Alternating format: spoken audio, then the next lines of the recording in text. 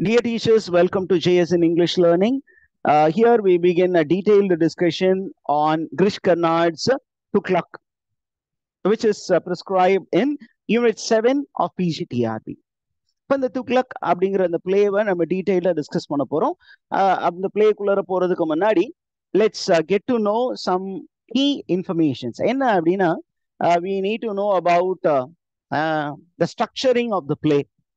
Grish Karnad's Tuklak is a play written in 13 scenes. A play in 13 scenes. So what type of play is Tuklak? Is it a 5-act play or 1-act play? வெறும் scene செக்மெண்டிங் மட்டும் தான் இருக்கு. அப்ப it should be a 1-act play. ஓரங்க நாடகம். அதுல 13 காட்சிகள் மட்டும்தான் இருக்கு. So how many scenes are there in the play அப்படின்னு கேட்டா நீங்க அதை எக்ஸ்பிளைன் பண்றதுக்கு தயார் நிலையில இருக்கணும். Did you get that information, teachers? How many scenes are there in the play? 13. There is 13. There is no act-wise separation in this play. வெறும் scenes மட்டும் தான் அப்படியே வந்துகிட்டு இருக்கும். Okay. Now coming to some information, basic information given by the editor. This is a book which is edited, the play which is edited with an introduction, and here the author, the one who has edited this work is, he assigned it as Darwar in the year 1971, and he speaks about the play, Grish Karnad's Tuklak. Grish Karnad Tuklak was originally written in dash language. எந்த மொழியில் அது எழுதப்பட்டது, எந்த வருடம் எழுதப்பட்டது அப்படிங்கிறாங்கன்னா, அது எழுதப்பட்ட வருடம் 1964 1964 and it was written in Kannada. Okay, and then it was translated. Okay, this translation was first staged at Balubai Auditorium, Bombay in August 1970. Okay, and now coming to introduction section, I'm moving the page slightly to align so that you can watch it. Okay, let me take you to some information which is available in the introduction section. Tuklak was published in Kannada in 1964, and it is the second play written by Grish Karnad. So what is the first play written by Grish Karnad? The first play is Yayati, which is a self-conscious existential drama, which was written on the theme of responsibility. Now we move to Tuklak. When was Tuklak first produced? It was produced in the year 1965. Written on the 1964. I would say it was produced as a play in 1965. And it was also parallelly produced in Hindi by National School of Drama. National School of Drama is a very famous school. And that school enacted this play in Hindi language. It was followed by Bengali and Marathi production. And in 1970, okay, this play was translated into English and it was enacted in Bombay. 1970களில் தான் ஆங்கிலத்தில் மொழிபெயர்க்கப்பட்டு பாம்பேல enact பண்ணியிருக்காங்க. It became a great success, a grand success. Did you get all these information, teachers? Yes, sir. Okay. அதுக்கப்புறம் what is the theme of the play அப்படின்னு கேட்டீங்கன்னா, the theme of the play என்ன அப்படின்னு கேட்டீங்கன்னா ரொம்ப simple. It speaks about the Nehru era of idealism. Author wanted, Grish Karnad wanted to criticize Nehru's idealism. Jawaharlal Nehru. Who is Jawaharlal Nehru? The first Prime Minister. Prime Minister of India. and he was a highly educated man, a man with noble ideas, but people were very much worried about his idealism. And people, critics believe that Indians suffered because of Nehruvian idealism. அதை இன்டைரக்டா இந்த பிளேல இவரு criticise பண்றாரு, critic பண்றாரு. Did you get that? Who is criticized in this play? அப்படின்னு கேட்டீங்கன்னா, it is Nehru who is criticized. The political ideas of Nehru, not the person, but the ideas. Okay, it is not the person, but the ideas which is critiqued, which is criticized. And this play is considered to be a political allegory. What do you mean by allegory? A type of play which has more than one level of meaning. அது வந்து ஒரு முகமது துக்ளக்க பத்தி ஒரு story மாதிரி தெரிஞ்சாலும் under கரண்ட்ல the author is speaking about Nehru and his ideology and his political moves and how it became problem for the people. Okay, shall we proceed? Did you understand all these things? Yes, sir. அதுக்கப்புறம் ரொம்ப முக்கியமா இந்த பிளேவை பத்தி சொல்லும் பொழுது critics என்ன சொல்றாங்க அப்படின்னா, the treatment of the character of Muhammad Tughlaq is psychological. The author is also focusing on the psyche, the mind of the ruler Muhammad Tughlaq, and the play is based on a historical happenings. அதனால this play is also a historical play. ஹிஸ்டரியோட அப்படியே history மட்டும் எழுதினாரா அப்படின்னு இல்ல, கொஞ்சம் கொஞ்சம் ஃபிக்ஷனையும் இங்கே சேர்த்து இருக்கிறார். Okay, now we are going to embark on a very important journey. என்ன அப்படின்னா, நம்ம ஏற்கனவே பார்த்த விஷயம் தான், ரொம்ப முக்கியமான விஷயம். என்ன அப்படின்னா, how are the characters introduced in the play? அப்படின்னா, the first character to be introduced is the announcer. He'll be always coming and he'll be announcing the appearance of various characters. Then you have Sultan Muhammad Tughlaq. I said bin is not present. Muhammad bin Tughlaq is historical character. Here it is only a fictional character. So it is Sultan Muhammad Tughlaq. Then you have Azam, Aziz, stepmother of Sultan Muhammad Tughlaq. Then the vizier Muhammad Najib. நம்ம முகமது நஜீபை பத்தி ஏற்கனவே சொன்னோம். யாரு Muhammad Najib? A man who was influencing the mind of Sultan Muhammad Tughlaq, a politician. Then you have Ziauddin Barani. What is Ziauddin Barani? He is a historian. Am I right? He is a very loyal minister and one of the advisors, one of the favorites. But when it comes to political ideology, he is sidelined by the vizier. Then you have the spiritual leader who confronts Sultan Muhammad Tughlaq. The person is Sheikh Imamuddin.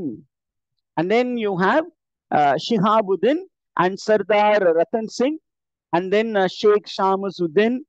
Okay. And then Ghiyasuddin Abbazid. அவங்கள பத்தி பின்னாடி நம்ம சொல்லுவோம். Now we get into the play. What is the setting of the play?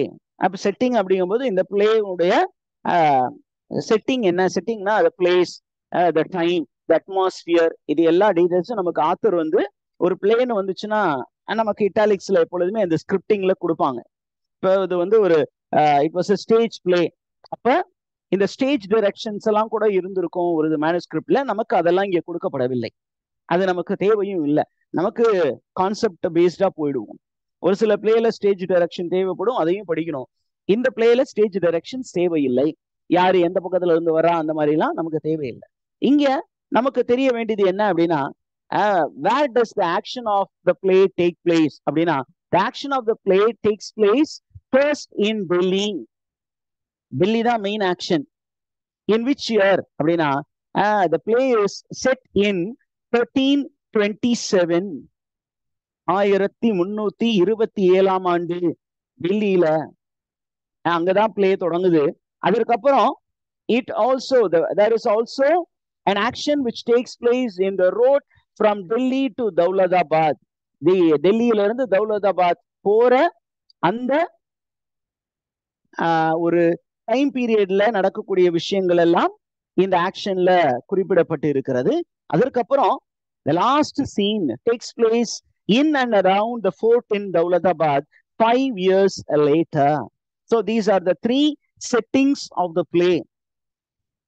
And now we move on to the other information. Scene 1. Okay. Scene 1 குள்ளார straight up போயிடுவோம். What are the informations in scene 1?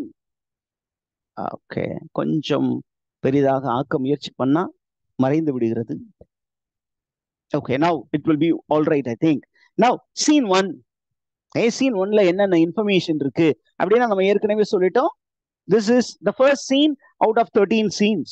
மொத்தம் 13 scene இருக்கு. அந்த 13 sceneல first scene and the time span is given. It is AD 1327. 1327 ஆண்டு. And now, where does the scene take place? அப்படின்னா it takes place in the yard in front of the Chief Court of Justice in Delhi. டெல்லியில Chief Court of Justice அதுக்கு முன்னாடி உள்ள வந்து ஒரு case நடந்துகிட்டு இருக்கு. வெளியில மக்கள் வந்து குழுமி இருக்கிறார்கள். அங்க இருக்கக்கூடிய மக்கள் எந்த ரிலிஜனை சேர்ந்தவங்க அப்படின்னு கேட்டீங்கன்னா a majority of them are Muslims and there are a few Hindus here and there. டெல்லியில majority Hindus,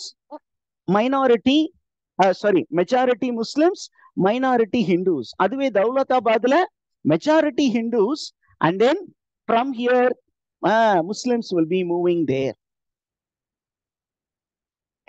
இப்ப நமக்கு ஸ்டோரிக்குள்ளார என்ன இன்ஃபர்மேஷன் அப்படின்னா we are introduced to two characters. ஒன்னு வந்து ஒரு old man and there is a young man.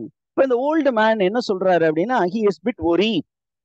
அவர் ரொம்ப ஒரீடா இந்த பிளேக்குள்ளார அந்த பிளேவை பிகின் பண்றாரு. என்ன அப்படின்னா what is happening in this country, என்ன நடந்துகிட்டு இருக்கு அப்படிங்கும்போது அந்த young generation, the generation are the admirer of Muhammad Tughlaq, அவர் என்ன சொல்றாரு, என்ன பெரியவரே இப்பதான் நாடு நல்லா போயிட்டு இருக்கு, the country is in perfect safe hands and it is safer than it was before. எல்லாமே நல்லா தானே போய்கிட்டு இருக்கு, தலைவர் நல்லா தானே கொண்டு போயிட்டு இருக்கிறாரு, உங்களுக்கு என்ன பிரச்சனை அப்படின்னு கேட்கும் பொழுது இன்னொரு அந்த கிழவன் வந்து அப்படியே பேசுறதுக்கு முன்னாடி இவர் சொல்றாரு, ஒரு காலத்துல சுல்தான் அப்படின்னு நினைச்சாவே நீங்க சுல்தானை பார்க்க கூட முடியாது, ஆனா இன்னைக்கு sultan is accessible, can be easily reached, அந்த மாதிரி ஒரு சூழ்நிலை இருக்குதானே. அப்ப அப்படி ஒரு நல்ல ஒரு ஆட்சி நடந்து கொண்டு இருக்கும் பொழுது நீங்க ஏன் புலம்பிக்கிட்டு இருக்கீங்க அப்படின்னு young man is asking the old man. அப்ப நமக்கு ரொம்ப சூப்பரான இன்ஃபர்மேஷன் இருக்கு. என்ன அப்படின்னு கேட்டீங்கன்னா அந்த ஓல்டு மேன் சொல்றாரு, நவ் சுல்தான் நமக்கு ஒரு பிரச்சனை கொடுத்துட்டு இருக்காரு. என்ன பிரச்சனை அப்படிங்கும்போது we have a very important problem which the old man is worried about. என்ன அப்படின்னு கேட்டீங்கன்னா Sultan has made a proclamation. What is the proclamation made by the Sultan? He has announced that the Hindus are freed from paying jizya tax. Hindus வந்து இந்த sultans வந்து முஸ்லிம் rulers வந்து இந்தியாவை rule பண்ண போது எங்கெங்கெல்லாம் முஸ்லிம்ஸ் ரூல் பண்ணாங்களோ they were forcing Hindus to pay jizya tax. அந்த ஜிசியா டாக்ஸ்ல இருந்து இவர் என்ன பண்ணாரு, ஹிந்துஸ எக்ஸம் பண்ணாரு. யார் எக்ஸம் பண்ணாரு? Mohammed Tughlaq exempted Hindus from paying jizya tax. Why did he do it? Oh, sorry. Okay, I think I have meddled with the text.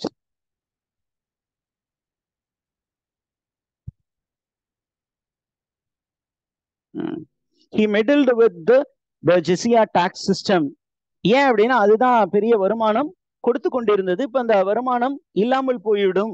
இரண்டாவது, when you are favoring the Hindus a lot, okay, they are not going to be so loyal to you.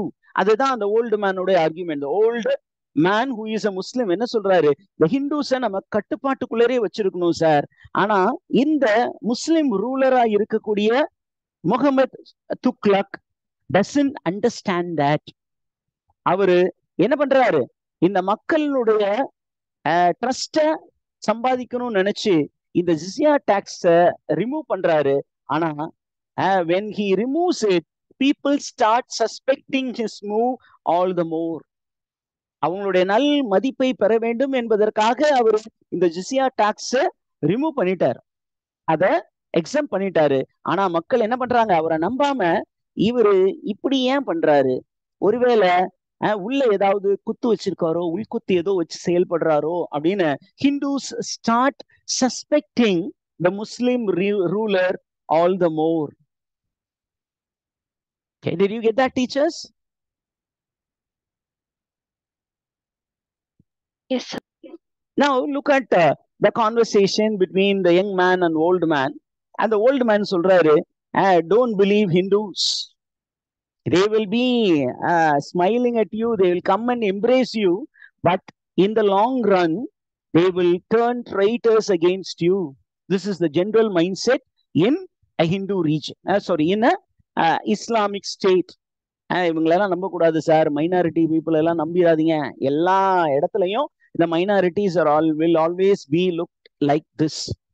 அங்க Muslims மெஜாரிட்டியா இருக்கும்போது Hindus minority, Hindus மெஜாரிட்டியா இருக்கும்போது முஸ்லிம் minority அப்படிதான் பார்ப்பாங்க, அல்லது Christian minority அப்படிதான் பார்ப்பாங்க, Persian மைனாரிட்டியை அப்படிதான் பார்ப்பாங்க. அப்ப என்ன சொல்றாரு அப்படின்னா, Hinduism is thriving in a Muslim state ruled by a Muslim ruler. This is not fair. In a Muslim state, Islam should be thriving. Everybody should become Muslim. But here, the reverse of it is happening in the rule of Muhammad Tughluq. நிறைய பேர் என்ன பண்றாங்க, ஹிந்துஸா மாறிட்டு இருக்காங்க. And I'm afraid that Islam will soon become one of the caste, and the Prophet Muhammad will be called the incarnation of a Hindu deity. This is the fear of the old man. அவருக்கு அப்படி ஒரு பயம், நம்முடைய religion இல்லாம போயிருமோ, நம்ம கடவுளை Hinduism உள்வாங்கி கொண்டு தனது கடவுள் என்று சொல்லிவிடுமோ அப்படின்னு அவரு கொஞ்சம் பதட்டத்துல இருக்காரு. ஏன் அப்படின்னா, the Sultan is favoring the Hindus. Did you understand that, teachers? Now அவங்க பேசிக்கிட்டே இருக்கும் பொழுது there is a announcement. அந்த அனௌன்ஸ்மெண்ட் படி என்ன அப்படின்னா, there is a Brahmin from Shinkna. சிங்க்னர் என்ற ஒரு இடத்திலிருந்து ஒரு பிராமின் என்ன பண்ணிருக்காரு, he has filed a case against the Sultan, and the case is in hearing. the case here பண்றாரு. யாரு ஹியர் பண்றாரு அப்படின்னா, the chief justice. The chief justice is Qazi I Mummalik, who is the chief justice who was listening to the case of Vishnu Prasad, the Brahmin of Shinkna. அப்படின்னு question கேட்டாங்கன்னா, the chief justice who was listening to the case was Qazi I Mummalik. Qazi I Mummalik. இந்த ஒரு particular character தான் என்ன பண்றாரு, அந்த கேஸை கேட்கிறாரு. And after listening to the case, he was pronouncing a judgment, and the judgment was in favor of the Brahmin Vishnu Prasad. And what was the judgment given? இதுதான் நமக்கு மெயின் ஃபோக்கஸ். இந்த ஏரியால தான் கொஸ்டின்ஸ் வரும். What was the judgment given அப்படின்னா, the government has taken away the property of Vishnu Prasad. அதனால the government is guilty. Now the government must pay back 500 silver dinars to Vishnu Prasad. எவ்வளவு கொடுக்கணும்? How much should the government pay Vishnu Prasad? 500 silver dinars. 500 silver dinars. எங்க இருந்து அதை கொடுக்கணும் அப்படின்னு கேட்டீங்கன்னா, from the state treasury. கருவூலத்திலிருந்து, அரசு கருவூலத்திலிருந்து இவருக்கு எவ்வளவு கொடுக்கணும்? 500 சில்வர் தினார்ஸ் கொடுக்கணும் அப்படின்னு ஒரு ஜட்ஜ்மெண்ட் வருது. இந்த ஜட்ஜ்மெண்ட் கேட்டோன்னே everybody is shocked. Before they could come out of the shock, one more shock is added. என்ன அப்படின்னா, the case was very keenly followed by the Sultan Muhammad Tughlaq. சோமத் துக்ளக்கும் இந்த case மேல ஸ்பெஷல் இன்ட்ரெஸ்ட் எடுத்திருக்காரு. ஏன் அப்படின்னா, the plaintiff, the வாதி வந்து ஒரு ஹிந்து, பிராமின். அப்ப இந்த பிராமினை வந்து நம்ம ஃபேவர் பண்ணா எல்லா பிராமின்ஸையும் எல்லா ஹிந்துஸையும் நம்ம என்ன பண்ணலாம், நம் பக்கம் ஈர்த்து கொள்ளலாம் என்று இந்த முஸ்லிம் ரூலர் என்ன பண்றாரு, கொடுத்தது பத்தாதுன்னு இன்னும் கொஞ்சம் ஆட் பண்ணி கொடுக்க போறாரு. என்ன கொடுக்க போறாரு? Already the judge has pronounced 500 silver dinars to be given to Vishnu Prasad, the Brahmin. Okay, but the Sultan is adding little more. என்ன சொல்றாரு? He is promising Vishnu Prasad a post in civil service. உங்களுக்கு civil service job, உங்களுக்கு ஒரு government ஜாபும் தர போறேன். Sorry, the government has done you wrong. We will give a job for you. உங்களுக்கு ஒரு அரசு அதிகாரியாக ஒரு வாய்ப்பும் தர்றேன் அப்படின்னு சொல்லி அவரு சொன்னாரு. இது எதுக்காக அவர் செய்தார்? the motive எதுக்கு அப்படின்னா, to win the hearts of the Hindus. ஆனா Hindus started doubting Sultan Muhammad Tughlaq, and we will also be introduced about a plot. என்ன அப்படின்னு கேட்டீங்கன்னா, Vishnu Prasad who has filed a case is not a genuine character. He is not a Brahmin at all, but it is a Muslim, a washerman who has impersonated as a Hindu because he knows the mind of the Muslim ruler Muhammad Tughlaq. இவர்கிட்ட இந்த மாதிரி ஒரு கேஸ கொண்டு போனா முகமது துக்ளக் என்ன பண்ணுவான், தீர விசாரிக்காம அள்ளி கொடுத்துருவான் அப்படின்னு நல்லா தெரிஞ்சு ரொம்ப பக்காவா கிளவரா பிளான் பண்ணி காய் நகர்த்தி பெரிய அளவுக்கு ஒரு ஸ்கேம் நடத்தி பெரிய அளவுக்கு பணத்தை யாரு வந்து அள்ளிட்டு போயிட்டா? Muslim weaver. Did you get that, teachers? Did you understand this concept? Did you get all these ideas? Yes, sir. Okay. இப்ப முகமது துக்ளக் வந்துட்டு என்ன சொல்றாரு, நம்ம அரசு வந்து இந்த பிராமினுக்கு ஒரு பெரிய தீங்கு இழைத்து விட்டது, அதற்கு பதிலாக 500 சில்வர் தினார் கொடுப்போம், பிளஸ் ஒரு சிவில் சர்வீஸும் கொடுப்போம் அப்படின்னு, ஒரு சிவில் சர்வீஸ் ஜாபும் கொடுப்போம்னு சொல்லி முடிச்சோம். மக்கள் எல்லாம் என்ன பண்றாங்க, ஏன் இந்த ஆளு இப்படி பண்ணிட்டு இருக்காரு, இந்த ஆளுக்கு என்ன பைத்தியம் பிடிச்சு போச்சா அப்படின்னு வெளிப்புறத்துல அவர் அப்ரிஷியேட் பண்ணணும், மனசுக்குள்ளார அவங்க கொஞ்சம் டிஸ்டர்ப்டா இருக்காங்க. அதே நேரத்துல he is making an announcement to the people. என்ன announcement? My dear people, I have made a decision. What is the decision? We are moving the capital from Delhi to Daulatabad. நம்ம டெல்லியில இருந்து நம்முடைய ஸ்டேட் கேபிட்டல தௌலதாபாத்துக்கு மாத்த போறோம். இது எப்படி இருக்கு அப்படின்னு சொன்னீங்கன்னா, நம்ம we are staying in Tamil Nadu. Where is the capital of Tamil Nadu? Is it in the center or it is in the border? Border. Geographically, Chennai is in the border. ஒருவேளை capital வந்து ட்ரிச்சி, ஏன்னா centre of the state is Trichy. இப்ப அங்க இருந்து இங்க மாத்துறோம் அப்படின்னு சொன்னீங்கன்னா அதுக்கு என்ன ரீசன் கொடுக்க போறீங்க அப்படின்னு எல்லாரும் கேட்பாங்கல்ல. அதே மாதிரி மக்கள் எல்லாம் அவர் அப்படியே வெறிக்க பாக்குறாங்க. வாட் இஸ் த ரீசன் அப்படிங்கும் போது அவர் சொல்றாரு, I know that you are all surprised. Don't think that I am a tyrant. நான் ஒரு சர்வாதிகாரி, நான் நினைச்சதை செய்யறேன் அப்படின்னு நினைச்சுக்காதீங்க. I have reasons for moving to Daulatabad because Daulatabad is in the center of the state. That is the first reason. Daulatabad is the center. அப்ப ஒரு அரசன் எங்க இருக்கணும் அப்படின்னா எல்லா மக்களுக்கும் நடுவுல இருக்கணும்.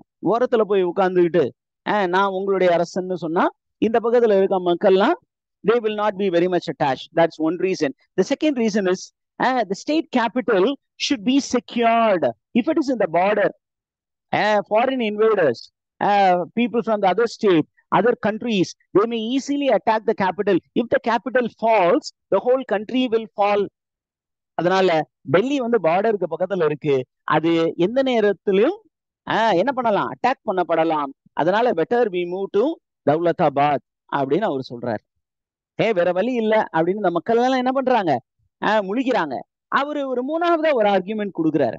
என்ன மூணாவது ஆர்கியூமெண்ட் அப்படின்னா, மக்களே இப்ப இந்த தௌலதாபாத் அப்படிங்கிற அந்த பிளேஸ நீங்க கொஞ்சம் யோசிச்சு பாத்தீங்கன்னா, Daulatabad is a place which is populated by Hindus. அப்ப அந்த ஹிந்து அதிகமா இருக்கக்கூடிய இடத்துக்கு முஸ்லிம்ஸும் போய் ஒன்னா பிரதர்ஸா ஸ்டே பண்ணணும்னா there will be religious harmony and I want harmonious living between Hindus and Muslims அப்படின்னு இவரு சொல்றாரு. இத கேட்டோன்னு என்ன பண்றாங்க, மக்கள் எல்லாம் கொஞ்சம் ஷாக்லயே இருக்கிறாங்க. அப்ப there are people who have different of opinion. அப்ப என்ன பண்றாங்க பாருங்க. Okay, there is a third man who is telling this is tyranny. Tyranny means, what do you mean by tyranny? சர்வாதிகார போக்கு. ஓகே, அவரு சொல்லி முடிச்சுட்டு என்ன சொல்றாரு, இந்த ஆளு இந்த மாதிரி பண்றான்ல, இவன் தான் சார் ரொம்ப மோசமானவன். ஏன் அப்படின்னா, கொஞ்ச நாளைக்கு முன்னாடி தான் அவங்க அப்பா இறந்து போனாரு, அவங்க அப்பாவை கொன்னுட்டு தான் இவன் ஆட்சிக்கு வந்திருக்கிறான் அப்படிங்கிறத அந்த இடத்துல அவங்க பேசுறாங்க. அப்ப இதுல இருந்து நம்ம என்ன தெரிஞ்சுக்கிறோம் அப்படின்னா, the people of the state, they are suspecting Tughlaq's involvement in the death of his father, and we will also know that his brother also died in an accident. Okay, and many people have suspected Muhammad Tughlaq's involvement. அப்ப அங்க இருக்கக்கூடிய youngsters எல்லாம் எப்பொழுதுமே பாத்தீங்கன்னா இந்த ரூலர்ஸோட align ஆயிருப்பாங்க. அப்ப அங்க youngsters என்ன சொல்றாங்கன்னா, யோ அப்படியெல்லாம் நாக்குல நரம்பு இல்லாம பேசிடாதீங்க, நம்மளுடைய ரூலர் எப்படிப்பட்ட ரூலர், உங்களுக்கு தெரியாதா, அந்த நம்மளுடைய சுல்தான், the former sultan and his son died in an accident. And what caused the accident அப்படின்னா, there was an elephant which went wild, and the crowds were frightened. It ran and dashed against the wooden பந்தல், அந்த பந்தல் collapsed. ஒரு பெரிய பந்தல் போட்டிருந்தாங்க, அந்த பந்தல்ல போய் அந்த யானை மோதியது, அந்த பந்தல் கீழே விழுந்தது, அப்புறம் அந்த யானை அது மேல எல்லாம் ஓடிச்சு. அப்ப உள்ள இருந்தவங்க எல்லாம் சிக்கி சின்ன பின்னமானவர்கள். அப்ப அது ஆக்சிடென்ட் தானே, அந்த ஆக்சிடென்ட்ட போய் நம்ம கிங் தான் அதுல இன்வால்வ் ஆனாரு அப்படின்னு நீங்க எப்படி சொல்லலாம் அப்படின்னு ஒரு யங்ஸ்டர் கேக்குறாரு. அப்ப மற்ற மக்கள் வந்து ஆர்கியூமெண்ட்ல வர்றாங்க. The third man is arguing the young man. என்ன சொல்றாரு அப்படின்னு சொன்னீங்கன்னா, the procession was arranged by the father in the honor of Muhammad Tughlaq. Muhammad துக்ளக்காக அரேஞ்ச் பண்ண ஒரு ப்ரொசெஷன். ஆனா அந்த ப்ரொசெஷனுக்கு கிங் இருந்தாரு, கிங்குடைய சன் இருந்தாரு. ஆனா முகமது துக்ளக் மட்டும் போகலையே, ஏன் அவரு போகல அப்படின்னு கேட்கும்போது இந்த யங் மேன் சொல்றாரு, யோ உங்களுக்கு தெரியாதா, நம்முடைய sultan Muhammad Tughlaq is ardent devotee of Islam. He never misses the prayer. அது prayer time. பிரேயர் டைம்ல பிரேயர் பண்ணாம அவர் எப்படியா ப்ரொசெஷனுக்கு போவாரு? இந்த சுல்தான் பண்ணது தப்பு தானே. தன்னுடைய மகன் வந்து பிரேயர்ல ரொம்ப ரொம்ப அட்டாச்சா இருப்பாரு.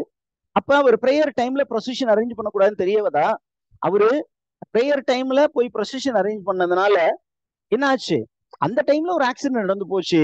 அதனால இவர் எங்க இருந்தாரு, மாஸ்க்ல இருந்தாரு, அதனால அவர் அந்த இடத்துல இல்ல அப்படின்னு the young man is justifying the absence of Muhammad Tughlaq. But we may doubt Muhammad Tughlaq's absence from the procession. ஒருவேளை அவரே அந்த யானையை வைல்ட் ஆக்குறதுக்கான வேலைகள்லாம் செய்திருப்பாரோ அப்படின்னு நிறைய மக்கள் டவுட் பண்றாங்க. And the third man is quoting the spiritual leader Sheikh Imamuddin to his support. அவர் என்ன சொல்றாரு, you know there is a very famous saint, and this saint has claimed that the death of the senior sultan was a planned murder, and he has accused the king guilty of killing his own father and brother in order to become the sultan himself. Did you understand that, teachers? Where was Sheikh Imamuddin preaching all these things? Abdina, he was spreading all this information. He was creating confusion in a place called Kanpur. Kanpur என்ற இடத்தில் ஷேக் இமாமுதீன் என்பவர் preach பண்ணிட்டு இருந்தாரு. அவரு ஒரு spiritual leader தான். அப்படி அவர் preach பண்ணும்போது he was telling the people that the present ruler is a culprit, is a murderer of his own father and brother. It is a sin அப்படின்னு அவர் அங்க சொல்லிட்டு இருந்தாரு. அதை கேட்டோன்னே the people of Kanpur, they started revolting against the king, Sultan Muhammad Tughlaq. புரிந்ததா teachers?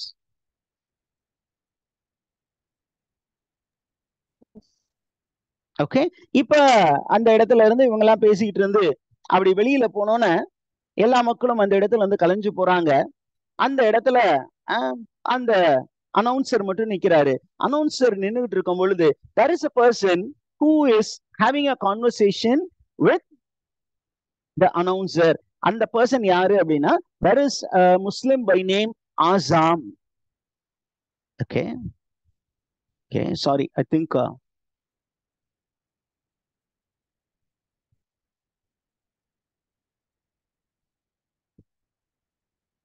Assam என்ன பண்றாரு? he wants to meet the Brahmin. Vishnu Prasad நான் பார்க்கணும், அவர் எப்ப வெளியில வருவாரு அப்படின்னு அவர் வெயிட்டிங்ல இருக்காரு. அப்ப அந்த விஷ்ணு பிரசாத் வெளியில வராரு. அந்த Vishnu Prasad is not the real Vishnu Prasad, but it is Aziz, okay, who is the friend of Azam, a very clever man. Okay, he has concocted a plan and he has become rich. Okay, அதுதான் இந்த page 6லயும் 7லயும் இருக்கு. நமக்கு தெரிய வர்றது என்ன அப்படின்னு கேட்டீங்கன்னா, we come to know that Aziz in fact was not Vishnu Prasad. He was in fact a Muslim Dobi who deceived Sultan Muhammad Tughlaq. ஒரு முஸ்லிமே இன்னொரு முஸ்லிம் எம்பரரை பிளான் பண்ணி ஏமாத்திட்டாரு. ஏன் அப்படின்னா the king had a soft corner for the Hindus. அதை பயன்படுத்தி என்ன பண்ணிட்டாரு? காசு பார்த்துட்டாரு. அந்த ஆசிஸ் என்ன சொல்றாருன்னா, நான் இப்படியே பிராமினாவே எவ்வளவு நாளைக்கு நடிக்க முடியும், என்னால நடிக்க முடியாது. அதனால என்ன பண்ணேன், கொஞ்ச நாளைக்கு நடிச்சுட்டு நல்ல காசை சுருட்டிட்டு நம்ம தௌலதாபாத் போறோம். போகும்போது இன்னும் கொஞ்சம் காசு சம்பாதிப்போம். காசு சம்பாரிச்சு என்ன பண்ணுவோம், நல்லா சுருட்டிக்கிட்டு வேற எங்கேயாவது போய் செட்டில் ஆகி நல்லா வாழ்வோம் அப்படின்னு அவங்க சொல்றாங்க. அப்ப அந்த ஆசிஸ் வந்து தன்னுடைய ஃப்ரெண்டை பார்த்து சொல்றாரு, இந்த முட்டாள் எம்பரர் இருக்காருல்ல, இந்த முட்டாள் எம்பரர் ஈஸியா நான் ஏமாத்திட்டேன். I have made 500 dinars simply just like that. Just like that, 500 dinars, silver dinars வந்து சம்பாரிச்சிட்டேன். அதோட இந்த முட்டாள் எம்பரரை ஏமாத்தி I have also got a civil service job. அப்படி சொல்லி முடிச்சோன்னே ஆசிஸ பார்த்து ஆசாம் சொல்றான், நண்பா என்ன கொஞ்சம் அப்படிங்கும்போது அவன் சொல்றான், கவலைப்படாத, I will get a job for you under me. நான் ஒரு அதிகாரியா வந்தோன்னே எனக்கு கீழே உனக்கு ஒரு அப்பாயின்மெண்ட் வாங்கி கொடுத்துட்றேன், நாளைக்கு அந்த வேலையில ஜாயின் பண்ணும். So now it is the time for us to make more money.